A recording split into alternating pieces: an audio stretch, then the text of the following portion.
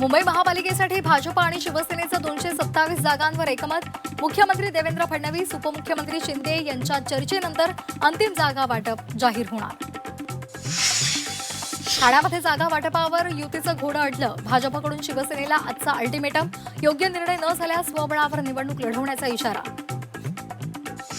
ठाण्यामध्ये महायुतीमध्ये मिठाचा खडा पडल्याची चर्चा. भाजपकडून नमो भारत नमो ठाणेची बॅनरबाजी करत प्रचार सुरू, तर शिवसेनेकडून सुद्धा श्रीकांत शिंदेंच्या स्वतंत्र सभा.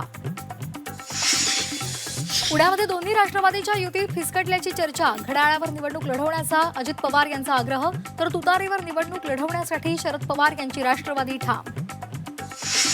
पुण्यामध्ये अजित पवार आणि अमोल कोल्हे यांच्यामध्ये बैठक. जिजाई बंगल्यावर दोन्ही नेत्यांची चर्चा. पिंपरी चिंचवडमध्ये दोन्ही राष्ट्रवादी एकत्र येण्यासंदर्भात चर्चा झाल्याची माहिती. मुंबईमध्ये युतीमुळे ठाकरे बंधूंना 67 प्रभागांमध्ये फायदा. 2024 विधानसभेतील मतांच्या बेरजेवरून चित्र स्पष्ट. मराठी बहुल भागामध्ये ठाकरेंच्या युतीला विजयाची संधी. छत्रपती संभाजीनगरात शिवसेना आणि भाजपमधील जागा वाटपाचा तिढा कायम. चंद्रशेखर बावनकुळे, संजय शिरसाट यांच्यामधील बैठकीत ठोस तोडगा नाहीच.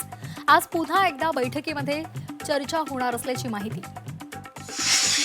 जालन्यामध्ये महायुतीची चर्चा अंतिम टप्प्यात. भाजप, शिवसेना आणि राष्ट्रवादीची संयुक्त बैठक. सकारात्मक चर्चा. आजच्या बैठकीनंतर युतीची घोषणा होणार का, या संदर्भातली उत्सुकता.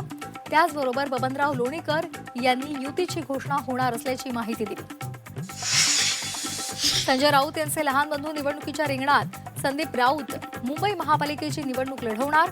विक्रोळीमधील वॉर्ड क्रमांक 111 मधून निवडणूक लढवणार.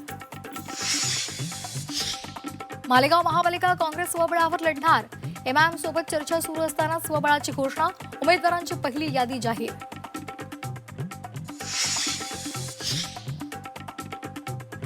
मुलगाच हवा या हव्यासापोटी जन्मदात्या पितानं 3 दिवसाच्या मुलीला संपवलं.